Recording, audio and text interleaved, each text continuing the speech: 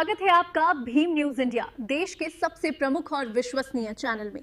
आप देख रहे हैं भीम न्यूज इंडिया। नमस्कार, मैं आपके साथ हूं। आइए जानते हैं आज की ताजा अपडेट्स। देश और दुनिया में क्या चल रहा है उसकी पूरी जानकारी लेकर हाजिर हैं। सबसे पहले बात करते हैं आज के मुख्य समाचार की।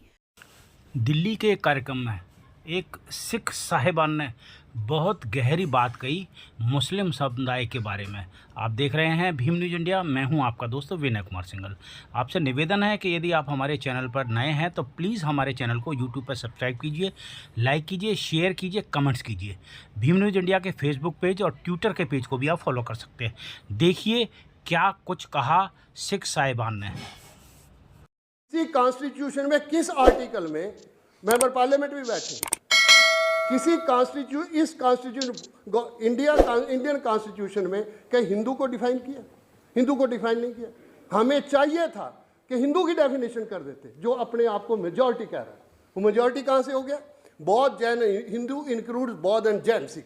जब आज़ादी की जंग हम सब इकट्ठे होकर लड़ रहे थे, आज़ादी हम सब ने इकट्ठे होकर ली, हमें क्या कहा गया? प्रधानमंत्री ने, किसान 13 महीने सड़क पर बैठे थे, बरसात गई, धूप गई, गर्मी गई, सारे गए, किसी ने नहीं पूछा। 700-800 किसान शहीद करवा लिए थे, उनको खालिस्तानी कहा गया, उनको आतंकवादी कहा गया। मैं याद करवा दूं, जिस हालात में हम हैं, ये हालात हमारे अपने पैदा किए हैं, किसी और ने पैदा नहीं किए।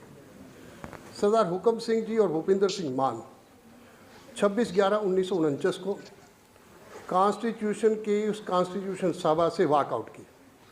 उन्होंने वॉकआउट क्यों किया? अगर हमें वो बात ध्यान में होती, आज हम इस हालात से ना गुजरते। उन्होंने कहा कि ये कॉन्स्टिट्यूशन माइनॉरिटीज़ को प्रोटेक्ट नहीं कर सकेगा। नजीब जंग जी बैठे हैं, विद्वान सज्जन हैं, मैं उनसे पूछना चाहता हूँ, ये 75 साल के इतिहास में माइनॉरिटीज़ आज कहाँ खड़ी हैं? आज जिस दर्द को आप बोल रहे हैं, ये दर्द कहाँ है? ये दर्द उसी का कारण है जो 26/11/1949 को उन्होंने वॉकआउट किया। और इस कॉन्स्टिट्यूशन पर 2 सिख रिप्रेजेंटेटिव थे, सरदार हुकम सिंह जो बाद में लोकसभा के स्पीकर रहे, और दूसरे से भूपिंदर सिंह मान। उन्होंने दस्तखत भी नहीं किए, इस पर दस्तखत नहीं किए इस कॉन्स्टिट्यूशन पर। इसका मतलब इस कॉन्स्टिट्यूशन को सिखों ने रिजेक्ट किया। क्यों रिजेक्ट किया, ये समझने वाली बात। हम इसलिए रिजेक्ट नहीं करते थे हमें कॉन्स्टिट्यूशन नहीं चाहिए, हम इसलिए रिजेक्ट नहीं करते थे कि हमें आज़ादी नहीं चाहिए। हमें आज़ादी चाहिए थी। 1917 में गांधी चंपारण से निकले, गांधी को पता था ये धार्मिक मुल्क है। इमीडिएटली उन्होंने खिलाफत मूवमेंट के साथ खड़े हुए। मोहम्मद अली ज़ौहर और शौकत अली उनके साथ खड़े थे। और तीसरी ताकत थी बाबा खड़क सिंह। बाबा खड़क सिंह के पास जब वो गए, मैं लंबी बात ना करूं, तो खालसा की मीटिंग थी, सिख लीग के वो अध्यक्ष थे, और खालसा की मीटिंग में मोहम्मद अली ज़ौहर के शब्द आज भी हमें ध्यान रखना चाहिए, शायद हम वो समझ नहीं पाते। मोहम्मद अली ज़ौहर ने कहा, खालसा जी, हमारे बुज़ुर्गों ने हो सकता है आपके साथ ज़्यादतियाँ की हो, हाकिम रहते, मैं उसकी माफ़ी मांगता हूँ। मैं अपनी और अपने भाई शौकत की गर्दन पेश करता हूँ, आपका मन करे तो काट लें, पर आज ज़रूरत है हम सबको एक होने की। क्या हम एक हो सके? हम 75 साल के बाद इस मीटिंग को, जो आपने आज मीटिंग बुलाई है, हम 75 साल लगे हम इस मीटिंग तक पहुँचने। तो ये दर्द, ये समझना चाहिए था हमें कि आज़ादी का जंग किसने लड़ा। आज़ादी का जंग आप लड़ रहे थे या हम लड़ रहे थे? गांधी के 1942 के भारत छोड़ो आंदोलन में, अंग्रेज़ भारत छोड़ो के आंदोलन में कौन उनके साथ खड़ा था? वो लोग तो नहीं खड़े थे जो आज सत्ता में बैठे, वो लोग खड़े थे जो आप लोग थे। और क्योंकि आपने अपनी अहमियत को त्याग दिया, आपने अपनी अहमियत को छोड़ा है, उसका नतीजा हम भुगत रहे हैं। यह नहीं कि हमारी अहमियत नहीं थी, हमने अपनी अहमियत को छोड़ा। मैं एक और बात कर, कॉन्स्टिट्यूशन के आर्टिकल 25 में अभी माइनॉरिटीज़ की बात हुई, मैं माइनॉरिटी पूछना चाहता हूँ। नजीब जंग जी बैठे हैं और मैं डायरेक्टली एड्रेस कर रहा हूँ। आर्टिकल 25 में क्या लिखा?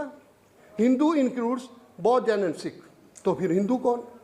जो मेजॉरिटी का क्लेम कर रहा है कि मैं मेजॉरिटी हूँ, वो है कौन? किसी कॉन्स्टिट्यूशन में किस आर्टिकल में मेंबर पार्लियामेंट भी बैठे, किसी इंडियन कॉन्स्टिट्यूशन में क्या हिंदू को डिफाइन किया? हिंदू को डिफाइन नहीं किया। हमें चाहिए था कि हिंदू की डेफिनेशन कर देते, जो अपने आप को मेजॉरिटी कह रहा है। वो मेजॉरिटी कहाँ से हो गया? बौद्ध, जैन, हिंदू इंक्लूड बौद्ध एंड जैन, सिख। तो इसका मतलब बौद्ध, जैन और सिख जो हैं वो इंक्लूड हैं, तब आप मेजॉरिटी में, अदरवाइज तो आप मेजॉरिटी में नहीं, आप तो 12% है, 14% है।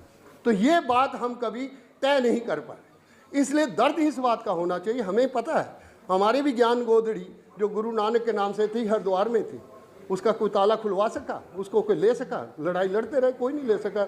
मेंबर पार्लियामेंट बैठे हैं, वो मिनिस्टर भी बैठे हैं, नहीं ले सके।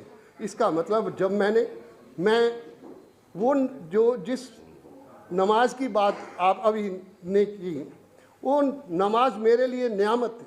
नियामत क्यों थी?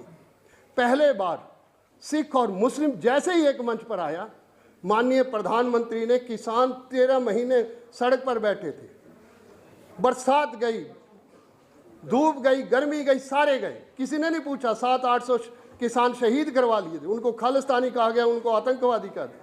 केवल जैसे ही नमाज की बात उठी, आपकी ताकत कितनी थी, आपकी ताकत कितनी थी, मैं आपसे कह दूं कि आपकी ताकत कितनी थी कि वो तीनों कानून वापस लिए, उसी दिन लिए गए। तो मेरा कहना है कि आज ज़रूरत इस बात की है कि हम सबको एक होकर आगे बढ़ना चाहिए। हमें समझना चाहिए कि हम कहाँ खड़े हैं। मैं एक बात और कह दूं,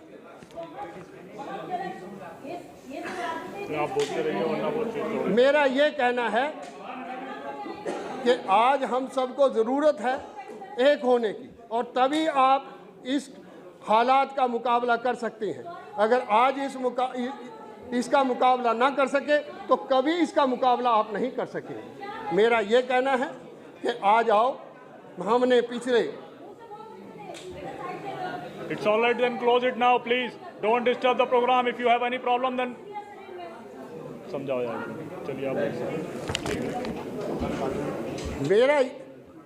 मेरा केवल और केवल आपसे अपील है, जब आज़ादी की जंग हम सब इकट्ठे होकर लड़ रहे थे, आज़ादी हम सब ने इकट्ठे होकर ली, हमें क्या कहा गया? मैं केवल एक लाइन कह के मैं आपको डिस्टर्ब नहीं करना चाहता। गांधी ने क्या कहा था? मैं बार बार कहता हूँ, गांधी ने क्या कहा था? The Congress assures the Sikhs that no solution in any future constitution will be acceptable to the Congress that does not give them full satisfaction। क्या हमें फुल सेटिस्फैक्शन मिली? तो कांग्रेस ने उस बात को पूरा नहीं किया, इसलिए कॉन्स्टिट्यूशन से हमने कहा कि हम दस्तखत नहीं करेंगे। आज ज़रूरत है, आज ये कॉन्स्टिट्यूशन है, दस्तावेज है। मैं एक लाइन कह के ख़त्म करता हूँ। सरदार हुकम सिंह जब लोकसभा के स्पीकर बने, पत्रकारों ने उनसे पूछा कि आपने जिस कॉन्स्टिट्यूशन पर दस्तखत नहीं किए थे, क्या उसी कॉन्स्टिट्यूशन को आप प्रोटेक्ट करेंगे? तो सरदार हुकम सिंह का एक जवाब था जो आपका जवाब है। उन्होंने कहा कि जब तक मैं इस लोकसभा का अध्यक्ष हूं, मैं इंश्योर करता हूं कि माइनॉरिटी को डिस्टर्ब नहीं होने दूंगा, और ये दस्तावेज है, कम से कम कोई दस्तावेज तो है जिस पर हम इंसाफ और इकबाल की बात कर सकते हैं।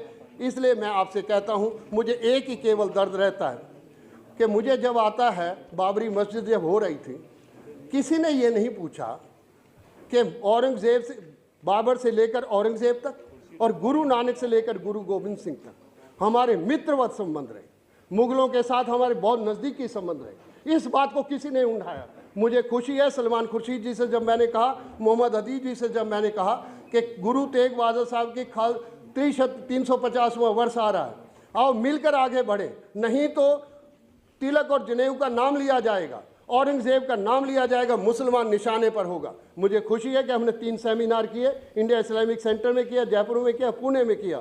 आज लोगों में एक मैसेज गया कि हम सब एक साथ खड़े हैं, और यही था कि बाबर और मुगलों के समय ना तो कोई मस्जिद गिराई गई। मैं गारंटी करता हूँ, जिन इतिहासकारों ने लिखे इतिहास, उन्होंने हिंदू के इतिहास लिख दिए या मुस्लिम के इतिहास लिखिए, सिख का इतिहास ही नहीं लिखा।